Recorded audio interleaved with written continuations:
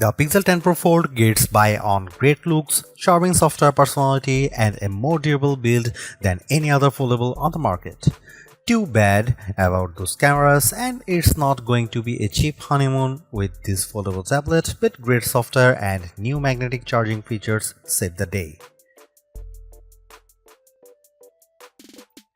The Google Pixel 10 Pro Fold is a phenomenal smartphone and one of the best foldable phones you can buy, but after reviewing the phone for a week I was left wanting more or maybe less. Big tablet foldable phones still have a hard time to justifying their mountain peak prices, and while I love Google's latest Pixel 10 family as a foldable phone, it just doesn't offer enough extra appeal to justify paying so much more for the privilege of a Google tablet inside. Before I talk about what I like or dislike about the Pixel 10 Pro Fold, I need to get the price out of the way because this is one of the most expensive phones you can buy, and it's even more expensive than most laptop computers. It gives you an outer display that is nearly the same as the display on the Pixel 10, but the new Pro Fold costs $1,799 US, which is $950 more than the Pixel 10 Pro. How could a foldable phone possibly justify costing twice as much as the flat phone from which it evolves? You can buy a Pixel 10 Pro and two iPad mini tablets for the same price as a Pixel 10 Pro Fold. If the Fold is going to be worth the high cost, it needs to be special. It needs to be better choice than buying a phone and tablet separately. That means it needs to be thin and light, impossibly so. The magic trick of producing a tablet from within your smartphone is dazzling, but it only works if the folded phone is the size of a normal smartphone. Sadly, Google hasn't made the Pixel 10 Pro Fold any thinner this year. It's even taken a step back, while Samsung has blown us away with its super thin Galaxy Z Fold 7. To be fair, the Pixel 9 Pro Fold was the thinnest phone you could buy when it launched in 2024, but this is the year for thin phones, and the new Pixel Pro Fold has been snacking between meals. A foldable phone also needs to do things that a flat phone cannot do. The Pixel 10 Pro Fold doesn't just have a bigger display inside, it also folds in the middle, so you can use the two sides of different functions. You can also use the inner and outer displays as simultaneously. I wish there were a lot more features that took advantage of a unique foldable design, but sadly Google hasn't added much excitement to the Fold over the past few years. Now when you open the camera on the big inner display and take a photo, you will see the pic you just took on the half of the screen with the camera app on the other half. Big deal? Hardly. There is nothing the Pixel 10 Pro Fold lacks, nothing missing that I loved on the Pixel 10 Pro. The flat Pixel Pro phone is one of the best you can buy, but without adding standout features that take advantage and justify the cost of the folding display, the Pixel 10 Pro Fold is much harder to recommend than its flat siblings. If you are settled on a foldable tablet, there are only two phones worth considering: the Pixel 10 Pro Fold and the Samsung Galaxy Z Fold 7. I have both of these phones, and the differences are more interesting than I imagined. The Galaxy Z Fold 7 is technically superior in many ways. It's faster and has much better cameras than the Pixel 10 Pro Fold, but Google has some distinct advantages that are firsts for a foldable of this size. Foremost is the IP68 rating, which means the phone won't be destroyed by dust and sand. I don't know how Google did it, but the new hinge is more tightly sealed than ever before, and that means you can take the Pixel 10 Pro Fold to more places than the Samsung Galaxy Z Fold 7. Google also includes its new PixelSnap magnetic charging on the Pixel 10 Pro Fold, which opens a world of accessories including charging stands, wallet cases, and magnetic tripods. That also means my Pro Fold fit neatly into my world of iPhone MagSafe charging and accessories. The Galaxy can't do that. Finally, my disappointment over the lack of big screen features aside, the Pixel 10 Pro Fold is much more attractive and comfortable to hold than other big foldable phones like the Galaxy Z Fold 7. It keeps most of the Pixel 10 family design a winning look that Google refined this year and offers more durability and better battery life instead of shaving off another millimeter. I would recommend the Pixel 10 Pro Fold over other foldable tablets like the Z Fold 7 because I like those priorities, durability and battery life, and because Google's version of Android remains the most polished and friendly on any phone, foldable or flat. Still, despite its advancements, the Pixel 10 Pro Fold struggles to justify the premium price for its unique form factor, making the more affordable and traditional Pixel 10 Pro a better choice for anyone who doesn't have money to burn. In the past, I might have been more forgiving of subpar image quality from a foldable phone, but Samsung had to destroy expectations by slapping its full-grown 200 megapixel sensor on the Galaxy Z Fold 7. So now I want my $1,800 phones to have a good camera. Is that so wrong? The Pixel 10 Pro Fold camera is fine, but it isn't very good. Google is using the same sensors as last year, and that's not necessarily a bad thing. Apple famously uses the same Sony sensors for years on its iPhone models, and with experience, its camera developers continually refine the images you get from those cameras.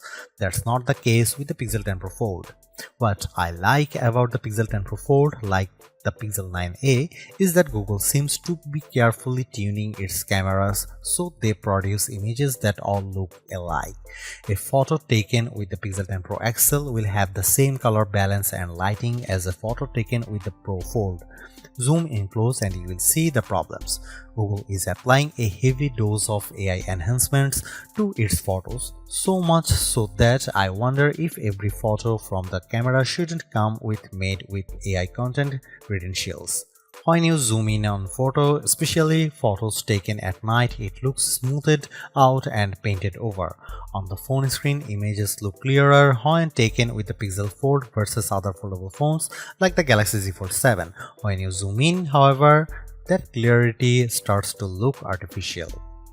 If you don't need the absolute best photos from your smartphone camera, the Pixel 10 Pro Fold has a fascinating new pixel feature that could make you a better all-around photographer. When you have your shot lined up, instead of pressing the shutter, press the camera coach button and Google will use its AI to analyze your photo and offer advice.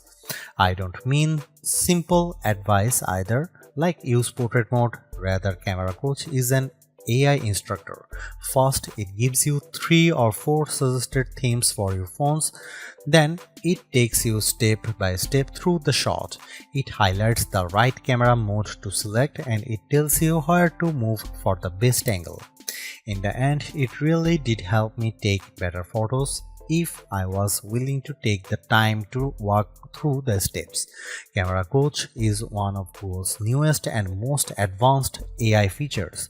Sometimes it simply would not load, complaining of bad network problems, even though I had a few bars. Other times I just got a generic error. When it did work, Camera Coach was impressively astute and it produced interesting results. So I'm willing to be patient and hope this feature improves over the next few updates.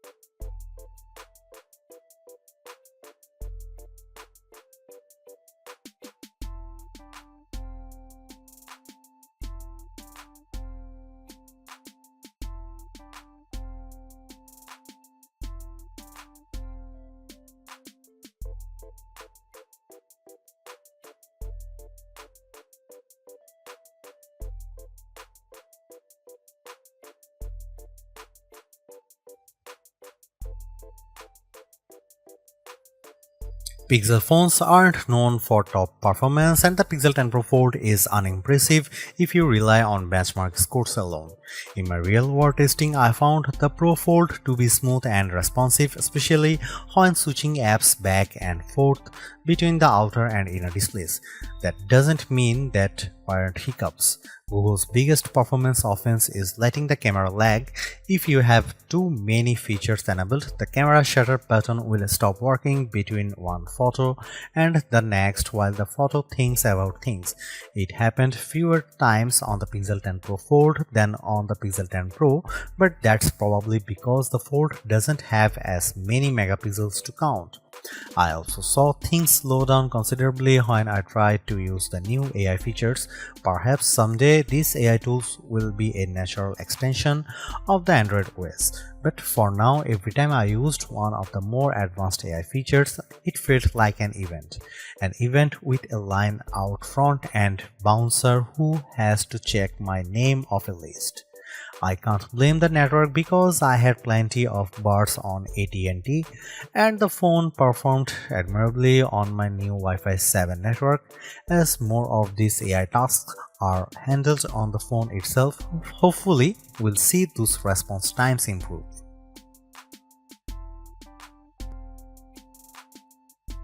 I will admit that the battery life isn't a huge priority for me these days, as my home, car and office are littered with wireless chargers, so I am continually topping up my battery. The Pixel 10 Pro Fold makes doing so especially easy with Google's PixelSnap magnetic charging. It's the first foldable that will stick to my iPhone's MagSafe charging gear without a special case. Magnets aside, battery life wasn't terrible, but a smaller battery is the second sacrifice every foldable tablet makes after the cameras. Well, a smaller battery than you'd want on a 8-inch tablet. The Pixel 10 Pro Fold actually packs a capacity of around 5015 mAh battery, which is a bigger battery, but having two displays will drain the juice quickly. In our lab test, the Pixel 10 Pro Fold lasted 12 hours and 16 minutes. The Galaxy Z Fold 7 lasted only 10 hours and 44 minutes, but the Pixel Fold comes with an ounce more weight and an extra millimeter around the waistline. An Apple iPhone 17 Pro Max is thinner than a closed Pixel Fold, weighs more than an ounce less and managed 5.5 hours extra of battery time, 17 hours and 54 minutes. In fact, in our rundown tests, that's how long an expensive smartphone should last.